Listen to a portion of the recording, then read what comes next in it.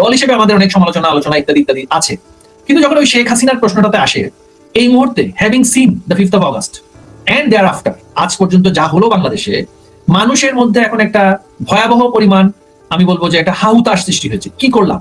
ওই যে বলা হয় না, মোহরমের পরে একটা আলোচনা ছিল না, হাই হোসেন হাই হাসান। বাংলাদেশের মানুষের মধ্যে এখন সেই হাই হাসিনাই আলোচনায় হচ্ছে। যে হাসিনা শব্দটা, হ্যাঁ, এখন আমি বলবো যে পিতা মুজিবের 15ই আগস্টের সেই তাকে হারানোর পরে মানুষের মধ্যে যে একটা পর্যায়ে উপলব্ধিটা আসলো যে কি হারালাম, এখন সেটা যেহেতু এসছে, এবং এর পাশাপাশি তারা একটা আবার আশার আলো দেখছে। কি আশার আলো? বেঁচে তো গিয়েছে, রক্ষা তো পেয়েছে প্রাণে, সুতরাং রক্ষা যেহেতু পেয়েছে, আশা তাহলে আছে। এই যে একটা মানুষের একটা আস্থা, এটা তো আমাদের জন্য রাজনৈতিকভাবে, আওয়ামী লীগ দল হিসেবে, আমি ব্যক্তি শেখ হাসিনার একটা ইমেজের কথা বললাম, আর আওয়ামী লীগ দল হিসেবে এটাকে কি রাজনৈতিকভাবে পুঁজি করবে না? এটা ছাড়া কি আমরা রাজনীতি করা কি আমাদের পক্ষে সম্ভব? এখন এই আলোচনাটা তিনি কি আসবেন কিনা, তিনি তো ছিলেন, তিনি তো রাজনীতিতে ছিলেন, রাষ্ট্রীয় গুরুত্বপূর্ণ কাজে তিনি ছিলেন, তো সুতরাং তিনি আসবেন না, তিনি আছেন, তিনি ধারাবাহিকতা বজায় থাকবে, সেটাই হচ্ছে আমাদের প্রত্যাশা। তিনি তো সম্পূর্ণভাবে মানে উপদেষ্টা হিসেবে, একটা মন্ত্রণালয়ের উপদেষ্টা হিসেবে তো তিনি সরাসরি ছিলেন। তো সেই ক্ষেত্রে আমি মনে করি না এটা কোনো প্রশ্নের উদ্রেক করতে পারে, বরঞ্চ প্রশ্নটা এমন হওয়া উচিত, তার যে রাজনৈতিক ধারাবাহিকতা আমরা দেখেছি, সেটা দেখেছি একটা হাই লেভেল পর্যায়ে, অর্থাৎ পলিসি গভর্নমেন্ট লেভেলে, হ্যাঁ, একটা আইসিটি ডিজিটাল বাংলাদেশ গড়ার যে পলিসি আপনার স্ট্রাকচার, সেটার মধ্যে দেখেছি। এখন দেখা যাচ্ছে তিনি কি অর্গানাইজেশনাল পলিটিক্সে সেটা কি ইনপুট দিবেন কিনা। আমরা যতটুকু দেখছি সোশ্যাল মিডিয়াতে, তার যে মানে অ্যাক্টিভিটি, সোশ্যাল মিডিয়া অ্যাক্টিভিটি, সেখানে তো আমরা নেতৃত্বের ছাপ দেখে ফেলেছি।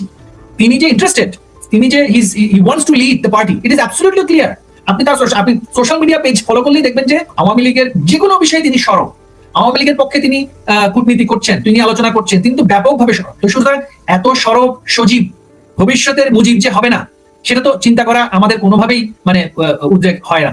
মহিবুল হাসান চৌধুরী নফেল, মানে সজীব ওয়াজেদ জয়ের যে বক্তব্য, শেখ হাসিনার অবসর প্রসঙ্গে তো কোনো কথা আমরা আওয়ামী লীগ নেতৃত্ব কিংবা শেখ হাসিনার কাছ থেকে 2024-এর 5ই আগস্টের পর থেকে কখনো শুনিনি। সজীব ওয়াজেদ জয় যে হঠাৎ কথা বললেন, সেটা কি আপনাকে মানে আপনি অবাক হয়েছেন কিনা, কিংবা এরকম একটা মন্তব্য উনি করলেন কেন? ধন্যবাদ আপনাকে। আসলে তার যে সাক্ষাৎকারটি ছিল, সেটাতে বিভিন্ন প্রশ্নের যে পারিপার্শ্বিকতা, যে কনটেক্সট, সেই সকল কনটেক্সটের হিসেবে আমাকে তার উত্তরগুলোকে দেখতে হবে।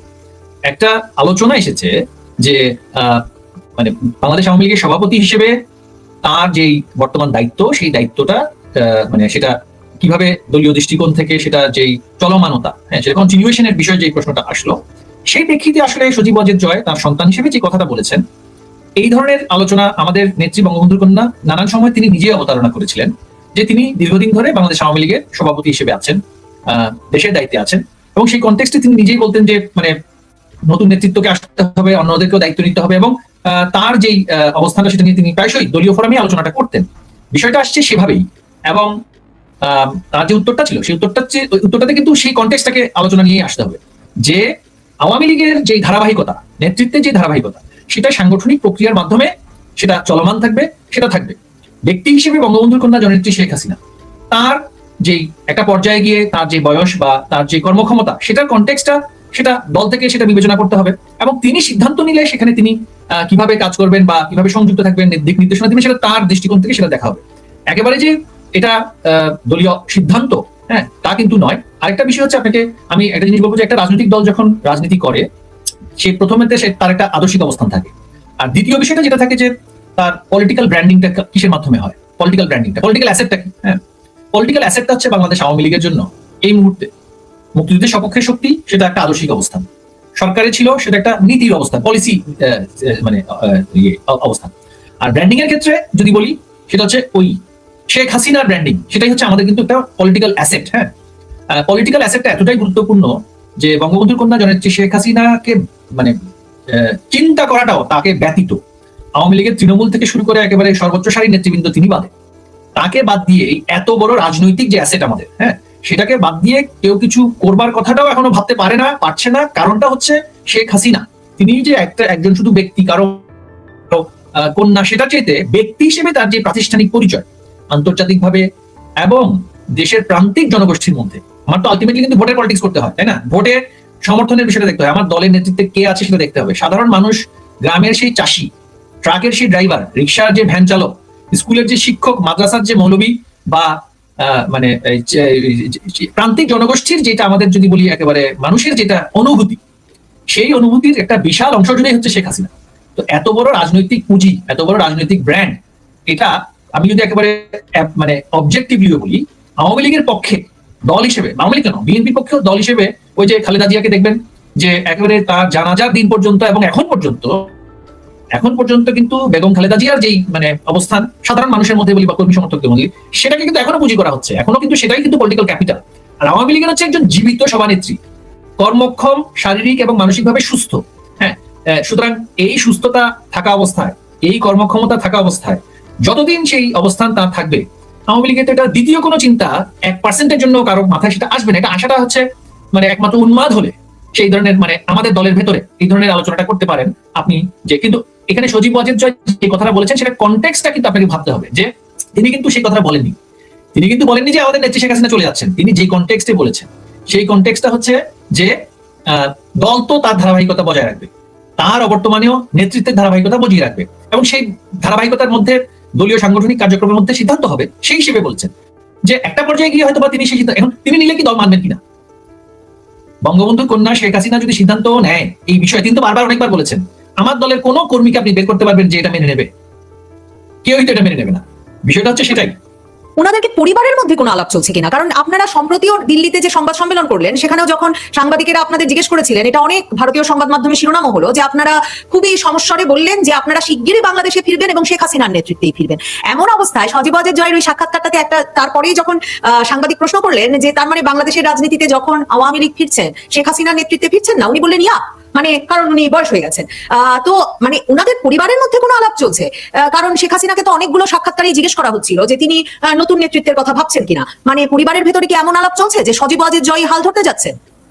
দলের ভেতরে আলাপ চলছে? একটা বিষয় তো অনস্বীকার্য যে আমাদের দলের মধ্যে যে অনুভূতিটা, সেটা হচ্ছে যে যদি কখনো দলের যে প্রধানের পদের বা দলীয় নেতৃত্বের প্রশ্নে যখন কোনো ধরনের চিন্তা আর উদ্রেক হয়, সেখানে সকলের একটা জায়গাতে একটা একমত থাকে যে বঙ্গবন্ধু পরিবারের পক্ষ থেকে এই দলের নেতৃত্বে আসতে হবে।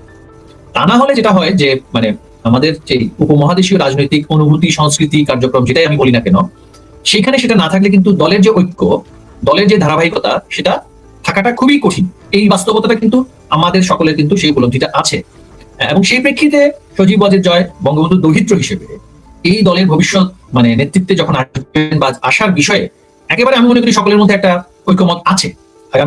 আগামীতে যদি সেই ধরনের সিদ্ধান্ত যদি আমার দলের মধ্যে যদি ভোট হয়, হ্যাঁ আমি যদি বলি ভোটে হয়, তাহলে শতভাগ সেখানে সেই পদ্ধতি, সেই মানে তার নেতৃত্বের প্রশ্নে কোনো মানে ট্রানজিশনের প্রশ্নে কোনো ধরনের দ্বিমত থাকবে বলে আমি মনে করি না ব্যক্তিগতভাবে, যেটা আমি পরবর্তী প্রজন্মের যে মানসিকতাটা আমি বলছি।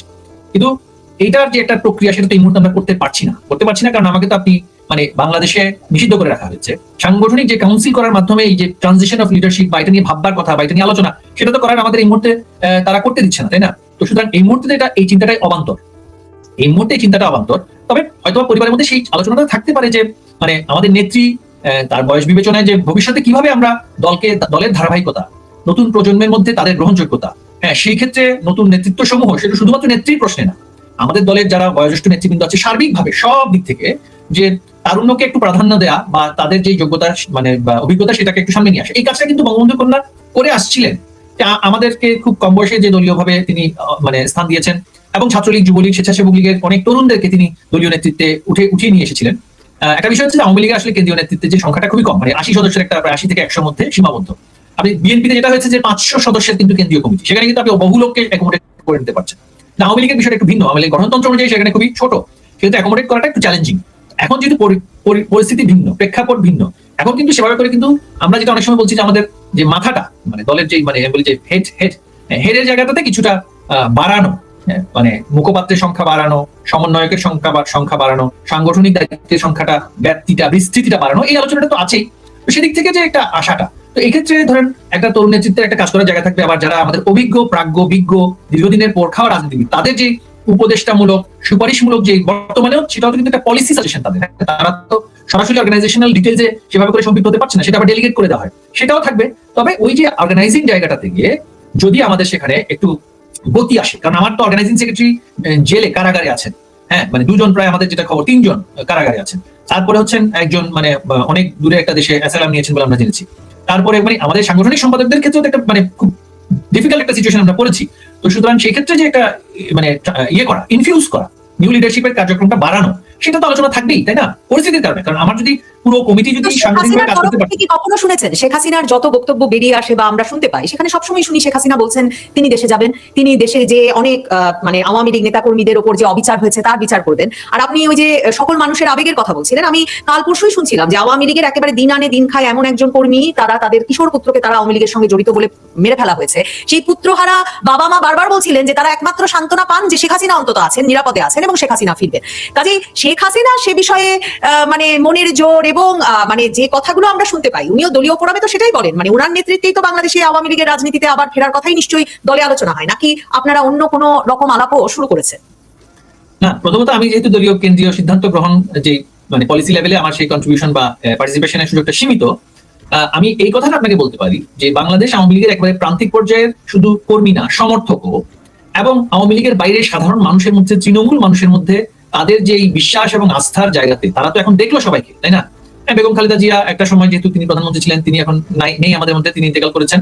এখন সেইটা দেখার পরে মানুষের মধ্যে সবসময় একটা ভাবনা ছিল যে আপনি এই মুহূর্তে যদি আমরা একটা সার্ভেও করেছি মধ্যে দলের মানে দেশের মধ্যে একটা সার্ভে হয়েছে নানানভাবে আমাদের, যে আমরা দেখছি যে মানুষের মধ্যে আপনি এই শহরাঞ্চলের কিছু এদিক ওদিক বিশ্ববিদ্যালয়ে মানে পড়াশোনা করা বা বিদেশগামী, বিদেশে প্রবাসী, ইংরেজি দুই লাইন ইংরেজি বলতে পারা জনসংখ্যা বা তথাকথিত শিক্ষিত জনসংখ্যার একটা মানে সিগনিফিকেন্ট অংশ বাদ দিয়ে এই টিকটক আর সোশ্যাল মিডিয়াতে বসে থেকে যারা ইংরেজি বাংলা মিশিয়ে ট্রলিং ভিডিও করেন তাদেরকে বাদ দিয়ে, বা আমি বলবো যে শাহবাগের যারা খিস্তি খেওরের স্লোগান দিয়ে রাস্তা দখল করার লোক তাদেরকে বাদ দিয়ে যদি সারা দেশে একটা সার্ভে করান, এই মুহূর্তে আপনি দেখতে পাবেন যে বাংলাদেশের সাধারণ মানুষ শতকরা কমপক্ষে 70%, আমি এর চেয়ে আমি বেশি বলতে 70% দল হিসেবে মহিবুল হাসান চৌধুরী নফেল আমি ভুল করেছি, মন্ত্রী ভুল করেছে, অমুক XYZ দুর্নীতি করেছে, অনিয়ম করেছে, ভুল করেছে, সন্ত্রাস করেছে বা যা ইচ্ছা করেছে, দল হিসেবে আমাদের অনেক সমালোচনা, আলোচনা ইত্যাদি ইত্যাদি আছে। কিন্তু যখন ওই শেখ হাসিনার প্রশ্নটাতে আসে, এই মুহূর্তে having seen the 5th of August and thereafter, আজ পর্যন্ত যা হলো বাংলাদেশে, মানুষের মধ্যে এখন একটা ভয়াবহ পরিমাণ আমি বলবো যে একটা হাহুতাশ সৃষ্টি হয়েছে। কি করলাম? ওই যে বলা হয় না, মোহরমের পরে একটা আলোচনা ছিল না, হাই হোসেন হাই হাসান, বাংলাদেশের মানুষের মধ্যে এখন সেই হাই হাসিনাই আলোচনায় হচ্ছে। যে হাসিনা শব্দটা, হ্যাঁ, এখন আমি বলবো যে পিতা মুজিবের 15ই আগস্টের সেই তাকে হারানোর পরে মানুষের মধ্যে যে একটা পর্যায়ে উপলব্ধিটা আসলো যে কি হারালাম, এখন সেটা যেহেতু এসছে এবং এর পাশাপাশি তারা একটা আবার আশার আলো দেখছে। কি আশার আলো? বেঁচে তো গিয়েছে, রক্ষা তো পেয়েছে প্রাণে, সুতরাং রক্ষা যেহেতু পেয়েছে আশা তাহলে আছে। এই যে একটা মানুষের একটা আস্থা, এটা তো আমাদের জন্য রাজনৈতিকভাবে আওয়ামী লীগ দল হিসেবে, আমি ব্যক্তি শেখ হাসিনার একটা ইমেজের কথা বললাম, আর আওয়ামী লীগ দল হিসেবে এটাকে কি রাজনৈতিকভাবে পুঁজি করবে না? এটা ছাড়া কি আমরা রাজনীতি করা কি আমাদের পক্ষে সম্ভব? আমি ভালো না লাগার কথাটাতে আসছি না, মানুষের মধ্যে যেটা মানুষ দেখছে, ওই যে কিছুদিন আগে পদ্মা সেতু নিয়ে এই যে আকিজের মালিকের ছেলে বশির সাহেব যে কথাটা বললো, পদ্মা সেতু না করলে নাকি ইরিগেশন করলে নাকি 5 টাকা কমতো চালে না, মানে এত বড় একটা উন্মাদ, উদ্ভট, অশিক্ষিত, মানে প্রজ্ঞাহীন, অনভিজ্ঞ, আর কি বলবো, আর কোনো বিশেষণ আমি পাচ্ছি না, এই নাকি দেশের বাণিজ্য এবং অর্থনীতির দায়িত্বে আছে। পরে দেখলাম যে শিক্ষাগত যোগ্যতাও তার নেই। তার বাবা বাংলাদেশের প্রথিতযশা শিল্পপতি ছিলেন, সেই বাবার অর্থে যা করেছিল সেগুলো বেচা বিক্রি করে এখন সে নিজে হয়েছে শিল্পপতি। আমি এখন বলবো যে শুধু শিল্পপতি বললাম না, উনি পতি, শুধু শিল্প তো আর দেখছি না, নিজে কোনো শিল্প তো করেননি। হ্যাঁ, চেয়ারে বসে এয়ারলাইন্সের লাইসেন্স নিচ্ছেন, টিকিট কেনার ব্যবসা করছেন, নানান ম্যান পাওয়ার টেন পাওয়ার যা আছে সব বাগিয়ে নিচ্ছেন। এই লোক এই কথা বললো, তো মানুষ, আপনি সেখানে যে রিয়েকশন, পাবলিক রিয়েকশন, মানে ক্ষুব্ধ না, শুধু আশ্চর্যান্বিত, যে উন্মাদনার তো একটা সীমা আছে। এই পাগলের গোষ্ঠী, এই উদ্ভট লোকেরা আজকে বাংলাদেশের দায়িত্বে আছে। তো মানুষ তো সেক্ষেত্রে মানে হতাশ হওয়া ছাড়া আর হাই করা ছাড়া তাদের আর কি বা করা আছে? তারা তো আর জঙ্গি হয়ে এদের মতন ট্রেনিং প্রাপ্ত লস্করে তো এবার ওই আপনার অ্যাসাসিন দিয়ে, স্নাইপার দিয়ে তো আর ক্ষমতায় আসতে পারবে না, জঙ্গি দিয়ে। তো মানুষ শুধু কাঁদছে। এই মানুষের কান্না, এই বেদনা, সেটা তো আমাদের জন্য রাজনৈতিকভাবে একটা বিশাল পাওয়া, বিশাল আমাদের অর্জন, যে একজন শেখ হাসিনা আমাদের জন্য কত বড় একটা অর্জন। সুতরাং এটা আমি আপনি দলের মধ্যে যেটাই বলুক না কেন, একটা কনটেক্সটে আমরা অনেক কথা বলতে পারি। হ্যাঁ, অবশ্যই আওয়ামী লীগের মধ্যে একটা রাজনৈতিক দল, সেটা তার ধারাবাহিকতা থাকবে, আমাদের নেত্রী একটা পর্যায়ে তার কার্যক্ষমতা, তার যে মানে বয়সের কারণে সেটা কমবে বাড়বে, সেটা অন্য বিষয়। কিন্তু আপনি দেখবেন যে এই বাংলাদেশেই বর্তমানে এই যে মহাজন ইউনুস বসে আছে, তার বয়স কত? তার বয়স হচ্ছে প্রায় 90। কিন্তু তার সাথে একটা মানে চটপটে কিছু ক্রিমিনাল মানসিকতার একটা টিম আছে। আসিফ নজরুল থেকে শুরু করে রিজওয়ানা থেকে শুরু করে আশিক চৌধুরী থেকে শুরু করে ওই যে মানে লুৎফি আর ওই যে লামিয়া মোর্শেদ, নানান ধরনের একটা টিম তো তার আছে। সেই টিমগুলো দিয়ে সে যা ইচ্ছা তাই করছে এবং তাকে যে স্ক্রিপ্ট বলা হচ্ছে সে ঠিকই সেটা বলে যাচ্ছে। তো 90 বছর বয়সের এই ব্যক্তি যদি চেয়ারে বসে রাষ্ট্রের এত ক্ষতি করতে পারে, 78 বছরের শেখ হাসিনা বাংলাদেশকে আগামী আরো 10 বছর অনেক কিছু দিতে পারে। আমার বিষয়টা হচ্ছে সেটাই, যে 78 বছর বয়সী শেখ হাসিনা, হ্যাঁ, বেগম খালেদা জিয়া তিনি অসুস্থতার কারণে কর্মক্ষমতা হারিয়ে ফেলেছিলেন, কিন্তু বিএনপি তার পলিটিক্যাল অ্যাসেট, তার যে পলিটিক্যাল ক্যাপিটাল, শেষ দিন পর্যন্ত তাকে মানে আইসিইউ দিয়ে বাঁচিয়ে রেখে জানাজার দিন পর্যন্ত, পুত্র আসা পর্যন্ত, সংগঠিত হওয়া পর্যন্ত এই পুঁজিকে ছাড়ে নাই। যেখানে বিএনপির মতো একটা রাজনৈতিক দল, হ্যাঁ নিশ্চয়ই 92 বছর বয়সে আপনার মনে আছে যে মালয়েশিয়ায় আবার নির্বাচিত হলেন মাহাথির মোহাম্মদ, বাংলাদেশের অর্থমন্ত্রী ছিলেন আবুল মাল আব্দুল মুহিত, তিনিও 90 পেরিয়ে গিয়েছিলেন, এবং মানে এবং সবচেয়ে সফল অর্থমন্ত্রী, এবং সবচেয়ে আপনি শুধুমাত্র মানে আমি ইয়াং হলাম আর কিছু চটপটে কথা বললাম, এই যে আমাদের যেটা বিষয় যে রাস্তায় শাহবাগে দাঁড়িয়ে একটা দিলাম ভাষণ, হ্যাঁ আমি জেন জি মানে নিজেকে দাবি করে কাজ নেই কর্ম নেই, বাপের হোটেলে থেকে আমি যা ইচ্ছা তাই বলে যাচ্ছি, তারপর যখন ওই যে পরিবার চালাতে হবে, এখন শুধু ভারত বিরোধী কথাই বলবো, কিন্তু ভিসাও তো নিতে পারবো না, এটা তো তাদের মধ্যে রিয়েলাইজেশনটা আসবে। এটা আমি একটা শ্রেণীর কথা বলছি, কিন্তু বৃহত্তর জনগোষ্ঠী যারা আমার শ্রমিক সমাজ, আমাদের বয়সী যারা মানে যে 25 থেকে 30, তারা তো গিয়ে এই মানে উন্মাদদের সাথে গিয়ে স্লোগান ধরছে না। তারা চিন্তা করছে বাবা কিভাবে একটা ভিসা নিয়ে বিদেশে গিয়ে কাজ করতে পারবো, তারা চিন্তা করছে কিভাবে শিক্ষার জন্য দক্ষতা অর্জন করতে পারবো, তারা তাদের জীবিকার জন্য। এখন কিছু লোকের দলীয় ফান্ডিং আছে, টাকা পয়সা পাচ্ছে, বিরিয়ানি খেয়ে চিৎকার করছে, কিছু লোক সোশ্যাল মিডিয়াতে ঘুম থেকে উঠে এরা ভোট দিতে যাবে কিনা আমার সন্দেহ আছে, তাই না?